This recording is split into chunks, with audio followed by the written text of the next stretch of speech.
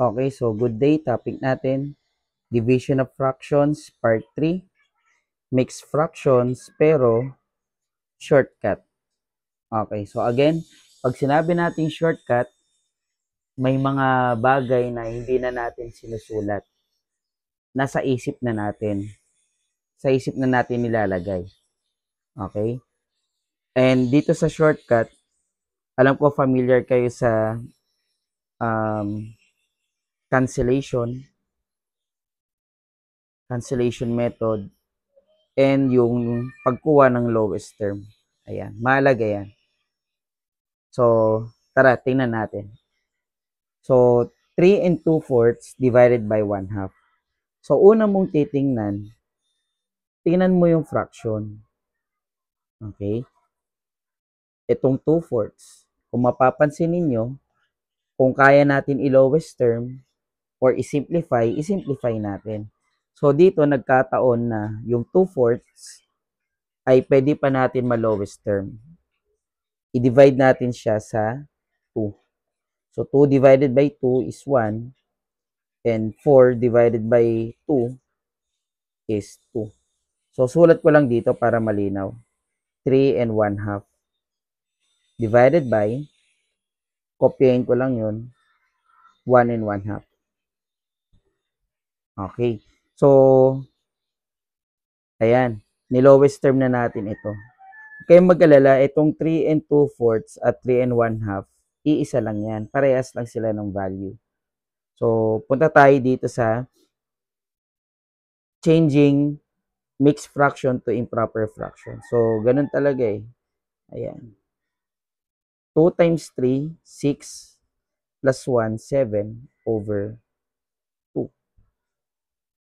Divided by 2 times 1 is 2 plus 1, 3 over 2. Kinopya lang natin ito. Okay.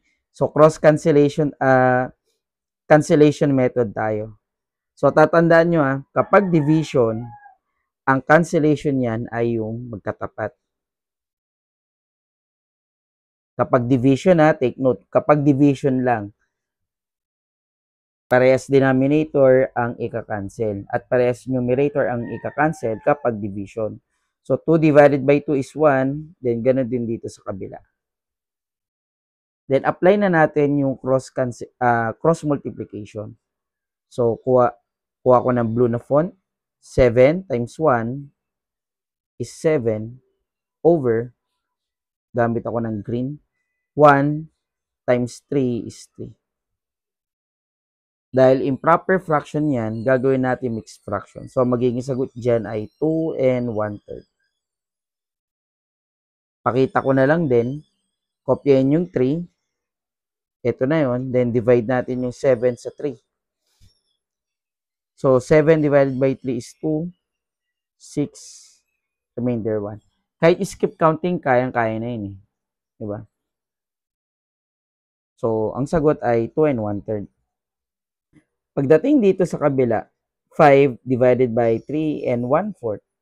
So, wala tayong malolowest term, di ba? Kasi gaya nga nasabi ko, fraction lang ang titingnan natin. Hindi kasama to. So, 1/4 nasa lowest term na siya. Then, maglagay muna tayo ng 5 over 1. Then, gawin nating improper fraction itong 3 and 1/4. 4 times 3, 12 plus 1, 13 over 4. Then, copy lang natin yan, 5 over 1. Okay? So, cross multiplication, 5 times 4 is 20. Then, sa kabila, 1 times 13 is 13. Then, simplify natin, copy mo yung 13. Alam natin, meron isang buo dyan.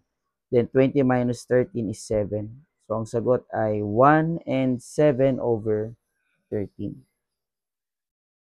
Okay, so bago tayo pumunta sa kabila, tatandaan nyo lang, ginawa na natin yung shortcut mula sa part 1 at part 2. Wala siyang pinagkaiba. Ang pinagkaiba lang ay yung mga given. Yung process, wala. Hindi nagbago eh. Pero yung given, nagbago. So, kapag naka-encounter tayo ng mixed fraction, gagawin nating improper fraction. Pag naka-encounter tayo ng whole number, gagawin natin fraction. Lalagyan mo ng over 1. So, ganun lang naman siya. Then, bago ka mag-solve, i-lowest term mo muna lahat ng fraction. Gaya nito, yung 2/4, naging 1/2. Tsaka tayo mag-cancellation, tapos cross multiplication. Yun yung shortcut. Meron ka lang hindi na isulat. Next, try natin dito sa 3 and 4. Mamaya doon kayo sa 5 and 6. Okay? So, ayun. Tingnan natin dito. So, kung mapapansin ninyo, itong 8/10 ay kaya pa natin siyang ma-lowest term. Diba? Saan siya divisible? Diba sa 4? So, cancel natin by 4, sa 2. So, yung 8 magiging 4 at yung 10 naman magiging 5. So, magiging 10 and 4/5 divided by, ito naman, alam na natin 2/4, yan ay 1/2 kasi dinivide natin sa 2. So, 2 and 1/2. Okay? Then, gawin nating improper fraction itong dalawang to. Kopyahin natin itong 5. 5 times 10 is 50 plus 4, 54. Okay? Next, divided by 2 times 2 is 4 plus 1. Okay? We have 5. Then, cross multiplication natin. Ayun. 54 times 2 is 108. Then, 5 times 5 is 25. So, improper fraction siya. Gagawin natin siya mixed number. Ngayon, simplify natin. Okay. Wala na rin kasi ang lowest term eh. Yung 108/25. Kaya gagawin na natin siyang mixed fraction. So, kopyahin natin tong 25. Then, divide natin. 108 divided by 25. So, we have 4. Dapat sanay na kayo dyan mag-isip ng mga multiples of 25. 25, 50, 75, 100. So, 4 yan. Then, 108 minus 100 is 8. Remainder 8. So, yung remainder, dito siya nakalagay. At yung 4 naman dito. Kaya ang sagot ay 4 and 8/25. Okay? Dito naman tayo sa kabila. Ayun. Whole number. So, maglagay tayo ng over 1. Then, gawin natin mixed number ito. Improper fraction. So, kopyahin natin yung 4. 4 times 2 is 8. Diba? Plus 3, 11. Divided by 11/1. Cancel na natin to kasi ang cancellation ng division ay yung magkatapat. So, 1 na yan. Cross multiply natin. So, 1 times 1 is 1. Next, 4 times 1 is 4. So, wala na siyang lowest term kasi 1/4 na yan. Wala na siyang common factor para ma-reduce yung fraction na yan. So, ang sagot ay 1/4. Try mo dito sa number 5 and 6. Again, bago mo umpisahan, una, identify mo muna kung yung mga fraction ba ay kaya pang hanapan ng lowest term. Pangalawa, pag na lowest term mo na, gawin mo siyang improper fraction. Okay? Then, apply mo yung cancellation method. Tandaan mo, ang cancellation, parehas numerator at parehas denominator. Or yung magkatapat. Yung magkatapat, ha? Kung walang makancel, wag na natin ipilit. Mag-cross multiplication ka na. Okay? Sige, kung handa ka na, pwede mong i-post ang video pagkatapos magbilang ng 3, 2, 1. Go. Okay, check natin kung tama yung sagot mo. Itong 4/10 naging 2/5.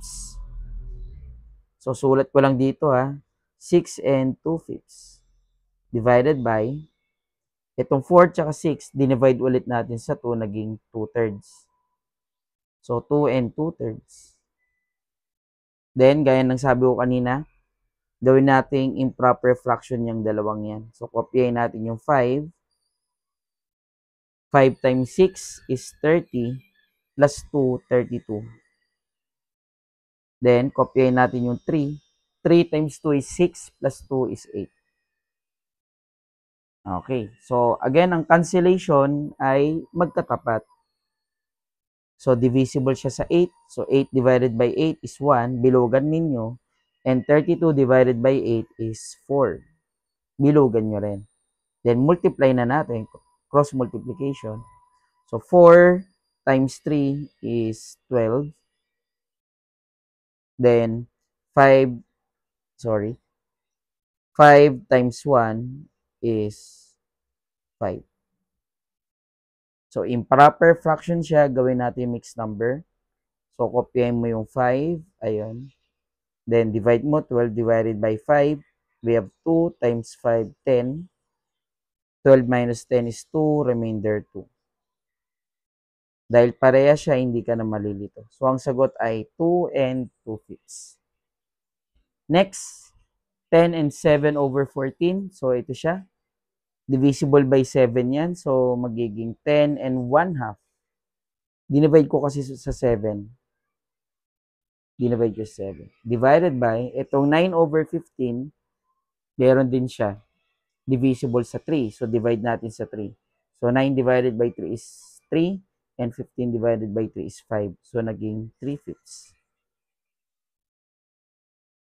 Next, yung ito, yung 10 and 1/2, gawin natin improper fraction. So, kopyahin natin itong 2. Then, 2 times 10 is 20 plus 1, 21 divided by 3/5. Itong dalawa pwedeng makancel. So, 3 divided by 3 is 1 and 21 divided by 3 is 7. Multiply natin. Cross multiplication. So, 7 times 5 is 35. Then, 2 times 1 is 2. Hindi siya divisible, di ba? Yung 35 tsaka 2. Kaya magdi-divide na lang tayo. Gagawin kasi natin siyang mixed number or mixed fraction. So, kopyahin mo lang yung 2. Then, yung 35, divide natin sa 2. Nasa loob yung numerator. So, we have 1, 2, 3 minus 2 is 1. Bring down 5. We have 7, 14, remainder 1. Ang remainder dito at yung 17 ay nakalutang. So, ang sagot ay 17 and 1/2. Okay. So, yun lang ang tatandaan ninyo sa division of fractions dealing with mixed fraction na shortcut. So, meron lang tayong hindi sinulat. Pero ang shortcut kasi, kunin mo yung lowest term kung kaya or kung pwede. At mag-cancellation ka muna. Mag-cancel pa kung kinakailangan. Then, after mo mag-cancel, mag-cross multiplication. So, yun. Then, simplify na lang ulit kung kailangan ulit. So, yun yung division of fractions, part 3, shortcut. Okay, sana nakatulong sa inyo.